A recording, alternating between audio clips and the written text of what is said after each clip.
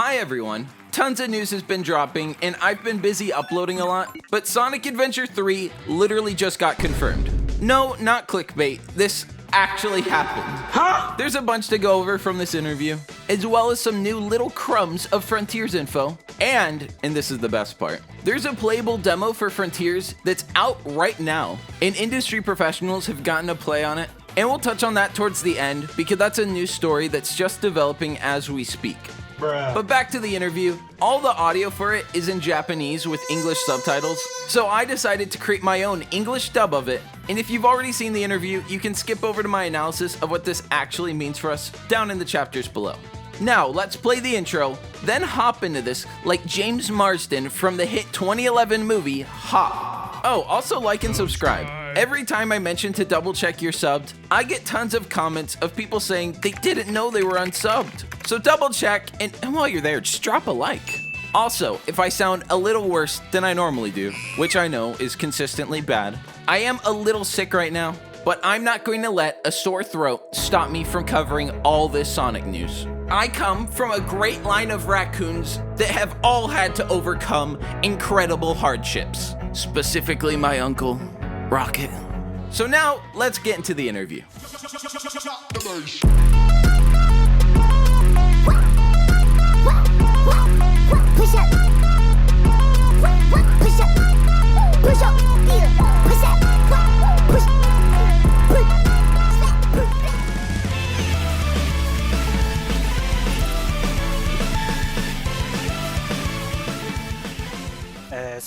This year, Sonic turns 31 this year. Till now, we have had the 2D classic Sonic and the 3D modern Sonic. But as we think about the future of games we want to deliver, we wanted to challenge ourselves to create a new type of 3D action game with a higher level of freedom. That was the purpose from the beginning of this project. After completing Sonic Forces, we brainstormed on what game we wanted to make next. When we thought about the standard linear game format for 3D Sonic games, our ability to innovate felt limited. We would only be able to develop something the fans had already seen before. So we had to think about the linear gameplay format and how we were going to change it, and have those conversations with the development team members from the beginning of the project. As I mentioned earlier, one of the factors for the ideas for this project was to take the linear game design and turn it into an action game with a high level of freedom as the core starting point. So, unlike the other open-world action-adventure games, the origin of the game design is completely different. The base of our game is the Sonic 3D action-adventure game, expanded to a freer game experience. And that's how we thought up this completely new, open-zone game system.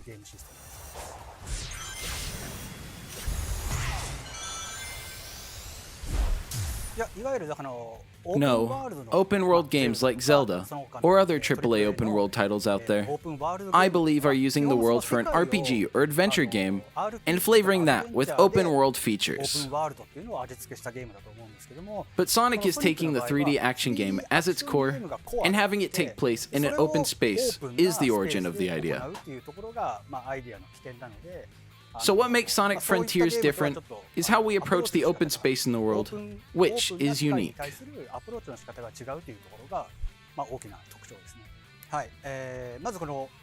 So on the open zone islands, you can discover many things and enjoy very Sonic-y 3D actions. And in addition, we also have the more traditional linear, high-speed action stages for people to enjoy as well. This is the sort of gameplay that fans of the previous modern Sonic 3D action titles will really enjoy.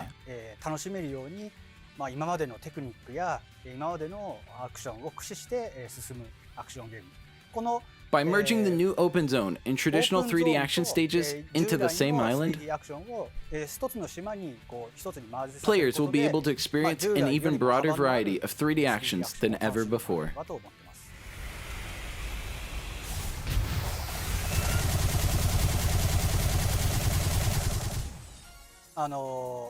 Exploring the islands is part of the fun in Sonic Frontiers. And it's about both the 3D sections on the island and the excitement of what you discover that's fun. On the islands in Sonic Frontiers, there's a lot of things to do on the island. And one of those things is puzzle solving. Some of these puzzles require action gaming techniques to solve, while others require mental skills.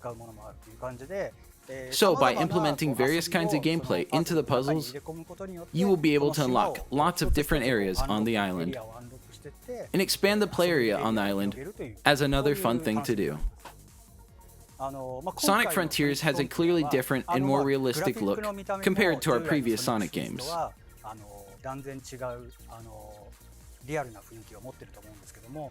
The storytelling in Sonic games has always been like, something bad has happened, fix it. It was very directly communicated to the player. This is what you need to do. This is what's happening. But for Sonic Frontiers, we follow Sonic on the islands, and he doesn't know what to do or how to save his friends.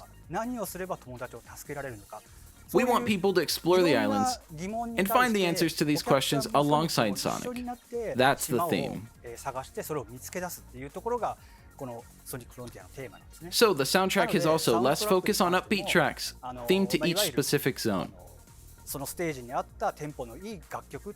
It's more focused on creating and supporting that feeling of mystery you will have on the islands.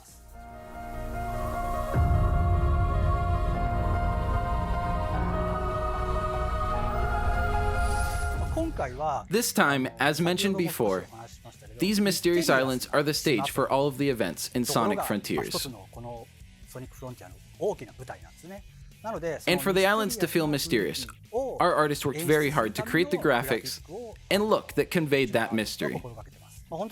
Sonic fans from 30 years ago are adults now. There are also young fans who may have started with the movies and other content. Going forward, we want the Sonic brand to appeal to both groups of fans across games and other media.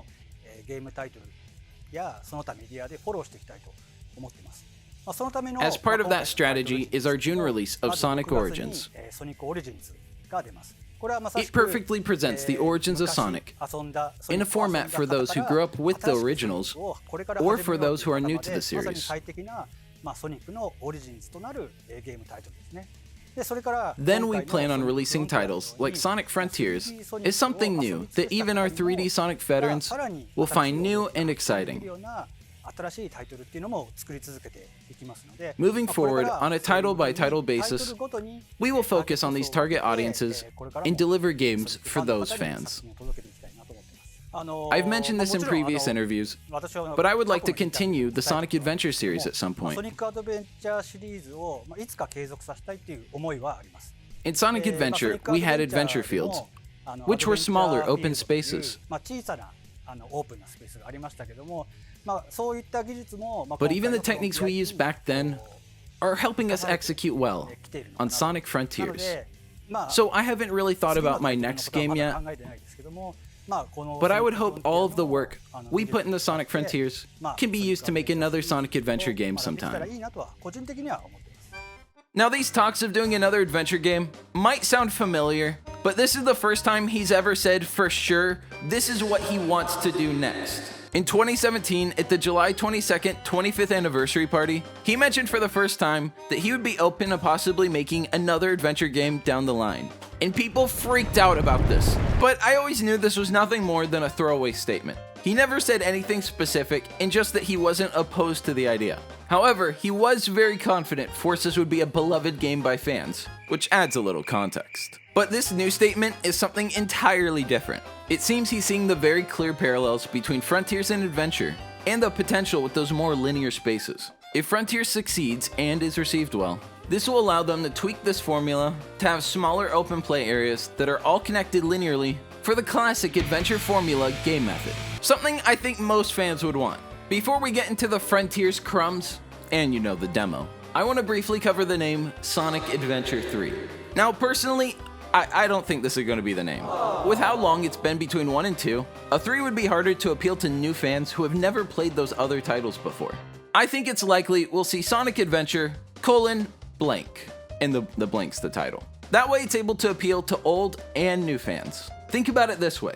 It's been over 2 decades since a Sonic Adventure game released, on any system. So at least half of their entire demographic wasn't even alive when Sonic Adventure 2 Battle, the GameCube port of Sonic Adventure 2, released in 2001.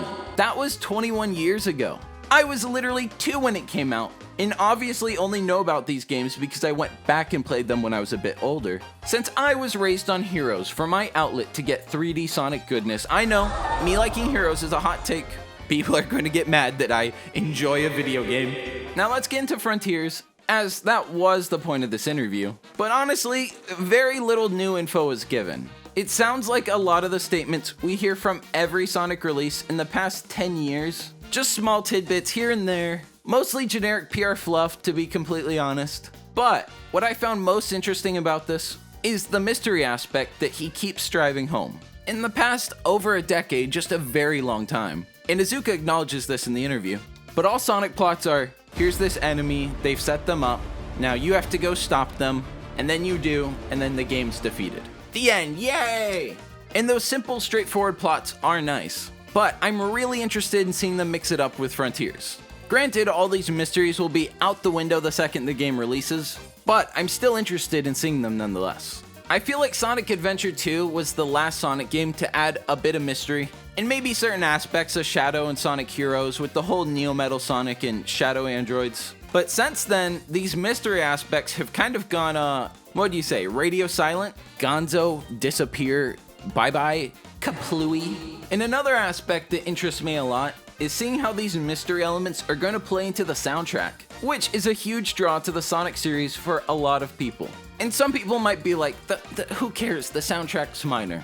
But I'd argue that the game's soundtrack is infinitely more impactful than the model used or the length of Sonic's quills. I've seen a lot of people get upset over this, but Iizuka describes this game will have less upbeat tracks, which if anyone would get upset, you'd think it'd be me, as those are always my favorite songs.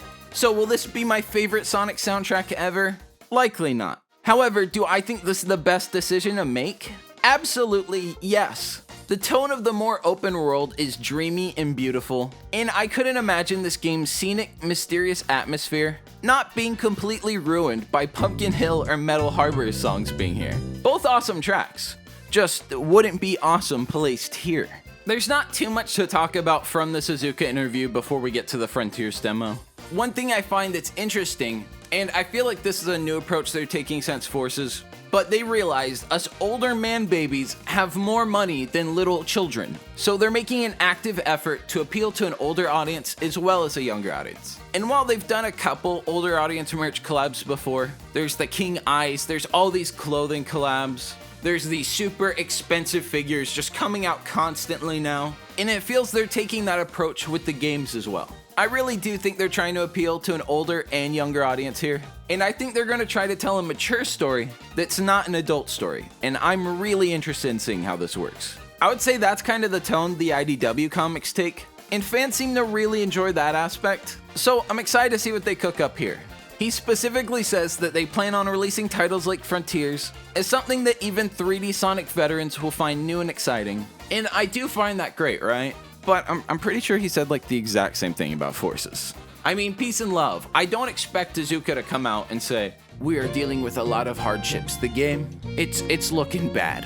And I'm pretty optimistic, right? But no matter what the state of the game is, Iizuka's job as one of the producers at Sonic Team is to promote the game. That's what he's doing in the interview. And that leads us to actually seeing the game and the new things we learned about it. And this story is still developing, like we've gotten just the smallest tidbits. However, this is the best news we've gotten in like quite a while, I'm not gonna lie. So as many of you might know, Jeff Keighley said Sonic Frontiers would be at SummerGameFest, and over 40,000 of you watched live with me in shock and disappointment as no Sonic Frontiers footage was shown at the SummerGameFest presentation. Now after this, Katie came out and said they were not showing anything at SummerGameFest. And we were all shocked. We were like, Jeff! And then Jeff came out and said, no, Sonic Frontiers will be at SummerGameFest, just not today. And our minds were blown. What does he mean? What does he mean? So I tweeted out, oh, what's going on? Then Jeff Keighley made the announcement. It all makes sense now. Sonic Frontiers footage isn't being shown. No. Sonic Frontiers is going to have a playable live demo on the floor. All industry professionals can play the game. And while no filming or recording was allowed, which, good move, I mean, a lot of the other booths did do it, and I would have liked to seen some of the footage, you know, that would have been pretty cool. But I get they're waiting, but man, we still haven't seen like real gameplay with a HUD or anything. But, as sourced from Sonic Twitter, who is desperately like stabilizing footage and looking in the background and doing everything they can to get a sneak peek, we've seen some interesting tidbits. For example, the leak is now quintuple confirmed because we finally got to see a glimpse of the cyberspace levels. And like I keep saying, cyberspace is not the actual term. We just don't have anything to call them. And it's also what you guys keep searching. Like, you guys want to call it cyberspace. I'm probably going to start calling them the linear levels, because that seems to be how everyone's referring to them. And it does make more sense, the open world and the linear. That makes more sense than cyberspace. But ADHD kicking in, and I'm unscripted right now. But we also saw a little bit of the HUD. Remember, this is like a zoomed in screenshot from the background, but we know there is a HUD at least. We see the title screen, which looks so gorgeous. It reminds me of Halo Reaches, and I know, Jaden, stop comparing this game to Halo. I was really tempted to make a Halo ODST reference with like the soundtrack earlier. I can't help it, okay? I'm not only a Sonic fanboy, okay? I'm a multi-fandom fanboy. Here's like the world's shortest clip we got of the boost style levels. And you guys are probably mad. You're probably like, why won't they release it to the public? I want to play this. Why can't that be me? And while the rollout of this news has not been the smoothest at all, it's been like going down an avalanche. But I do think it's best industry professionals get to play and experience this game first. They'll likely give more positive impressions, honestly. Sonic fans will be like, they reused the rock texture. Not every single rock texture is new. And people will think they're doing it justice. They're giving active feedback, when really active feedback is good. But this isn't like some complete perfect work. And I have a feeling, just a feeling in my gut, how Sonic fans are gonna react to this. However, I do think a playable demo coming out is very possible. But I still think it's important these industry professionals get to play it first. I'm not saying their opinions are more important, but I'm kind of saying exactly that. And I know many people will be offended at that, but I mean, it's the truth. They're literally games journalists. Like, that's what they do. We know someone from G4 got to play Sonic Frontiers, but honestly, it's not worth covering which individual person has played it yet, because nobody's coverage is out yet. And honestly, a lot of people got to play this, which is exciting because we've only got opinions from IGN, which, while I trust them, I know a lot of you guys have been skeptical about them being sponsored or whatnot, even though I do think in their first impressions they're able to give their real opinions. But regardless of what you think, having this larger group of opinions is good and will only lead to more coverage of it. And there's even like a cutscene in this too. So it's a real shame that we're finding out all the plot from reviewers just telling us about it instead of them just showing the cutscene to us. I tweeted this out last night and it's really short, but this is exactly how I feel about it. This kind of PR mess could have been avoided if they just showed a 20-minute game reveal with a short cutscene, a little actual gameplay with the HUD, and a snippet of the boost stages. They've had so many opportunities to show it. This all makes no sense to me. I also added on, surely this type of reveal is right around the corner, but they've also taken a lot of the wind out of Origin's upcoming release, with these constant bite-sized drops every 2 days. A spelling error because it was almost 1 a.m. when I tweeted this. I would have waited until Origins releases to do this kind of constant push for Frontiers. And that's what I think. Like, yes, Frontiers gameplay, what I've wanted, yes. But it's not actual gameplay, and there is actual gameplay, but it's not being shown to us. We're just hearing about it. Like, what? And you're doing this like right before Origins release? You couldn't have waited at least like 20 more days? I understand, June is the Sonic month, and it's also the Jaden month. But like, I wouldn't mind if it was in July. We'll see how Origins does. Maybe this is all helping it and it's getting the Sonic name out there. But I don't know. We'll all just have to see how Origins performs, which I assume it will do well, right? I mean, Forces sold well, and I think we're more excited about this than we were Forces. Like I said earlier, the 25th anniversary event was July 22nd, 1 day away from being a month after Sonic's birthday. Wouldn't it have been perfect if, instead of all of this, they were radio silent on Frontiers and announced they would show a whole reveal on Sonic's birthday?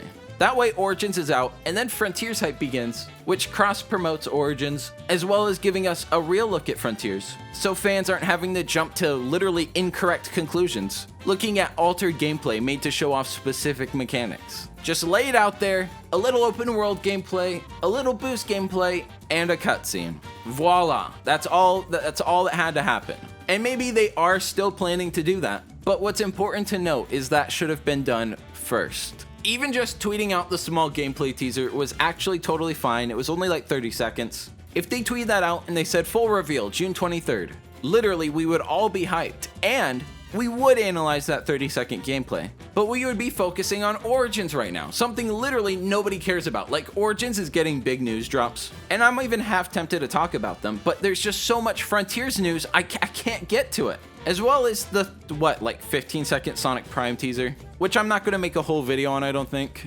as it's literally like 30 seconds, and only 10 of the seconds is new footage. You know what? I'll cover it right now. Big is in Sonic Prime, and he sounds more normal. Yay!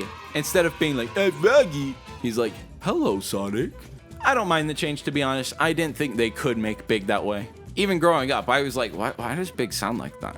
So it was inevitable. Makes sense to me. Do I have anything else to say about the demo?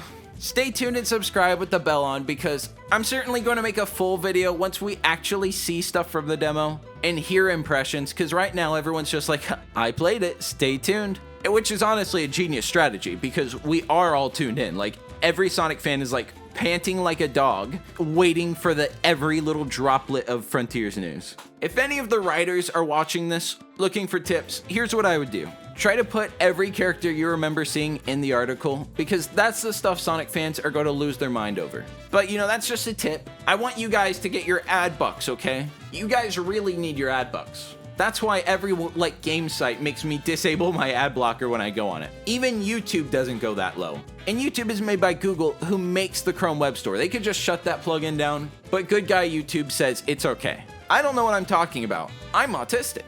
Lots of love. Follow on Twitter @Sonic_show.